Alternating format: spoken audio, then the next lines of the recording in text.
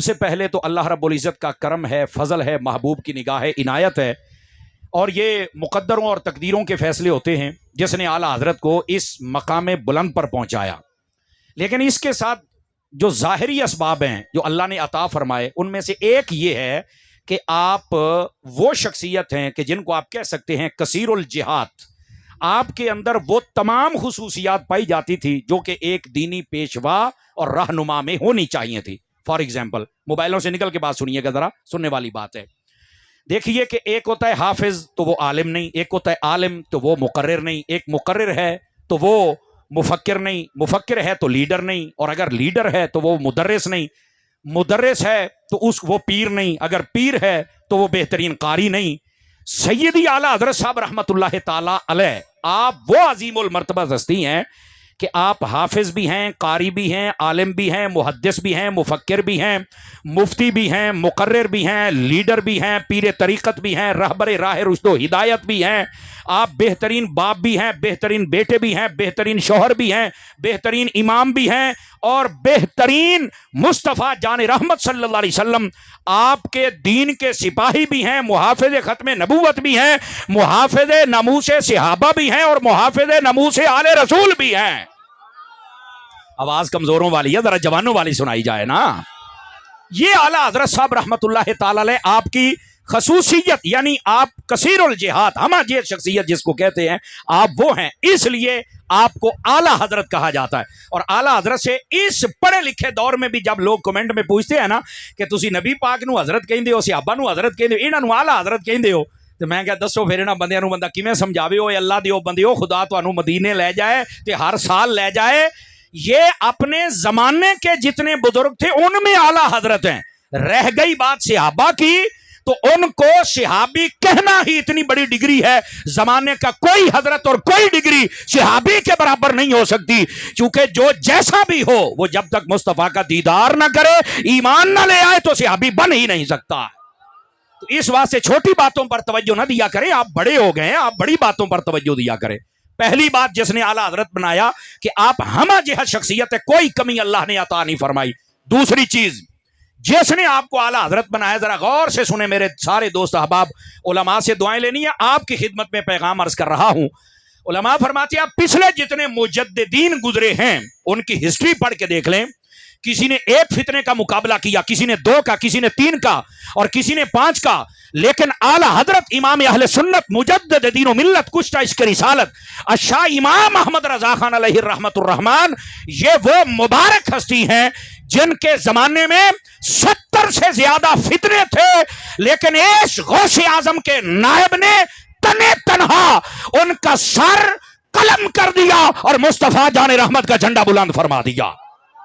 ये है आला, इसलिए आपको आला हजरत कहा जाता है कि आपने इतने फितनों का मुकाबला करके इस दीने मतीन की जो रूह थी उसके ऊपर जितना पड़ा हुआ गर्दो गुबार था और ये तशरीहातें गलत थी, उनको दूर करके दीने सहीहा और पैगाम सहीहा लोगों के सामने वाज़े फरमाया। ये दूसरी चीज थी। अगर आप तवज्जो करें तो तीसरी गुजारिश भी अर्ज करूं आपकी मुबारक खिदमत के अंदर, तवज्जो फरमाइएगा। जिसने आला हजरत को आला हजरत बनाया है, उलमा फरमाते हैं, अब ये बात बड़ी सुनने वाली होगी कि आला हजरत इमाम अहले सुन्नत रहमतुल्लाह अलैह, बेटा थोड़ा पीछे हो जाए, ओ पुत्र ये साफी बैठे हैं तो इनका अपना ड्यूटी जिम्मेदारी, ये हमारे भाई हैं, अल्लाह इनको थोड़ा थोड़ा पीछे हो जाए, थोड़ा थोड़ा पुत्र, ओ कूलर आ गया पीछे हो जा, पीछे पुत्र आजो आजो, शाबाश को थोड़ा जी असी भी जियारत पुत्र, तुसी भी थोड़ा जी अगर इंज हो जाओ ना तो उतो पीरां दी भी जियारत करनी है ना, है माशाल्लाह। ये हमारे मास्टर साहब तो हमारे बुजुर्ग हैं, इन्हां दा तसेरा है सारा, ये पीर साहब के बड़े भाई हैं जी, और बड़ी मोहब्बत के साथ माशाल्लाह। लो जी, तीसरी बात और फिर आखिरी बात करके आपसे इजाजत चाहेंगे। आला हजरत साहब रहमतुल्लाह ताला अलैह, आपने जब भी कुरान और हदीस को बयान किया, आला हजरत क्यों है आप, मैं बात ये बता रहा हूं किस चीज ने आला हजरत बनाया। आपने जो मुस्तदल ठहराया आपकी बात का, वो या कुरान को या हदीस को, आपने तारीख में छलांग नहीं लगाई, ये याद रखिए। चूंकि आला हजरत साहब रहमतुल्लाह ताला, आपने जब इसी चीज को मुस्तदल ठहराया, यही वजह है कि मेरे रजा ने जो लिख दिया वही लिख दिया। कभी ऐसा नहीं हुआ कि आला हजरत फरमाए पहले मैंने ये लिखा था तो अब ये लिख रहा हूं, अब मैं रुजू कर रहा हूं, पहले ये मेरी ताकीक थी अब ये थी। अहमद रजा ने जो एक मर्तबा लिख दिया, अल्लाह की रजा से वही हुआ जो अहमद रजा ने लिखा था। समझ आ रही है? इसलिए आला हजरत है, मुकम्मल मुताला करके फिर आप उस बात को आगे वाज़े बयान फरमाया करते थे। और अब आ जाइए जरा अगली बात भी अर्ज करूं कि आला हजरत को आला हजरत किस चीज ने बनाया, ये सुनिएगा जरा। वो बनाया है राबते ने। अरे पीर साहब, मैं आपसे दुआ लेने के लिए रब, हालांकि इस मामले में मैं खुद सोचता हूं और हमारे कई उलमा मशाइख इसमें सोचते हैं राबता होना चाहिए। ये जो आला, आप फतावा शरीफ पढ़ ले, मैं लंबी बात नहीं करता, आला हजरत का फतावा शरीफ पढ़े, डीजी खान के फतवे उसमें मौजूद हैं, बहावलपुर के उसमें मौजूद हैं, नवाबों के उसमें हैं, सेठों के उसमें हैं, खानों के उसमें हैं, सादात के उसमें हैं, उलमा के उसमें हैं, मखर शरीफ के उसमें हैं, ये गोलड़ा शरीफ इसके हैं। अमेरिका, अफ्रीका, बंगाल, अरब, आजम, पूरी दुनिया से लोगों ने अहमद रजा से जब राबता किया है तो मेरे अहमद रजा ने फिर ये नहीं कहा कि मैं मसरूफ हूं, नहीं, उन्होंने भी पूरा बैक रिस्पॉन्स दिया। इस राबते ने भी अहमद रजा को अहमद रजा बनाया है। इसलिए मैं जुमला उलमा मशाइख और बिलखसूस टोबा टेक सिंह के मेरे जितने चमकती जबीनों वाले हैं, मैं इनसे गुजारिश करूंगा राबता आपस में रखा करें। हर महीने एक जगह से बह के आप कितने चाय पी लीजिए ना, इंशाल्लाह ना ब्लड प्रेशर, ना शुगर, ना निकियां मोटियां बीमारियां, ये सब कुछ ठीक हो जाएगा। क्या बात है, बहुत खूब, जो नहीं फरमा रहे। और अच्छा, ये तुसी आखोगे भी ये अपने उलमा नूं आखी जांदा है। सजना, और जिन्ने स्टूडेंट बैठे हो, ताजर बैठे हो, साडे टोबे दे आशको, तुसी भी अपने उलमा नाल राबता रखिया करो। जो नहीं फरमा रहे आप हज़रात, औखे औखे आ चुके हैं, मोबाइल नहीं लगे बैठे। समझ आ रही है? उलमा से राबता रखें, मशाइख से राबता रहें, और सहीउल अकायद, सहीउल अमाल, सहीउल अफ़ाल, फिक्रे रजा वाले। और ये देखो कैसा गुलशन सजा हुआ है। जितने आए हैं अल्लाह तुम्हें भी सलामतियां अता फरमाए। और आज पीर साहब ने मेहरबानी फरमाई, ये आला हजरत साहब रहमतुल्लाह अलैह। और अगर मैं कहूं कि तायराना नजर डालें, 4 साल की उम्र अक्तसी आला हजरत रहमतुल्लाह अलैह की जब आपने कुरान मजीद नाजरा पढ़ा, 6 साल की उम्र थी आला हजरत की जब आपने जिंदगी की पहली तकरीर फरमाई। तकरीर का दौरानिया 2 घंटे था, बड़ी बड़ी आपने उलझी हुई गुत्थियां सुलझा दी। और 8 साल की उम्र थी जब आपने अरबी के अंदर पहली किताब, वो भी फन पर, हिदायतुन नहव, उसकी शरह को लिखा है। बाकी किताब लिखना आसान है, फन पर लिखना मुश्किल होता है, लेकिन आला हजरत साहब रहमतुल्लाह अलैह लिखा है। अच्छा, यही आला हजरत इमाम अहले सुन्नत, आपकी अभी 13.25 साल के करीब उम्र है, आपने पहला फतवा लिखा, वो भी रज़ात के मौजू पर, और वो भी बिल्कुल सही और सवाब और बरहक लिखा। जब आपकी 19 साल की उम्र अक़दस होती है तो उसमें आपका निकाह होता है। आपकी 21 साल की उम्र अक़दस होती है तो उसके अंदर आपको सिलसिला इजाजत अता किया जाता है। उसके बाद आपका फिर ये जो सिलसिला बैत है वो जुड़ता है। 23 साल की उम्र के अंदर आप पहला हज करते हैं। 27 साल की उम्र में पहली फारसी की किताब लिखते हैं। जब आपकी 30 साल के करीब उम्र होती है, एक रिवायत 31 साल, बैठ जाइए मेरी जान 1 मिनट बैठिए, 1 मिनट बैठिए, मैं बुलाता हूं आपको, ले आइए, मैं बुलाता हूं आपको। 31 साल की उम्र अक़दस होती है तो कसीदा मेराजिया लिखा, उसके 68 अशार लिखे। उसके बाद 45 साल की उम्र अक़दस होती है तो आला हजरत फतावल हरमैन शरीफैन लिखते हैं। 50 साल की उम्र होती है तो आप मदरसा मंजर इस्लाम की बुनियाद रखते हैं, जो कि आप पूरी कायनात में बरेलियत, मरकज बरेलवियत का माना जाता है। आपकी उम्र अक़दस 51 साल की होती है, दूसरा हज करते हैं।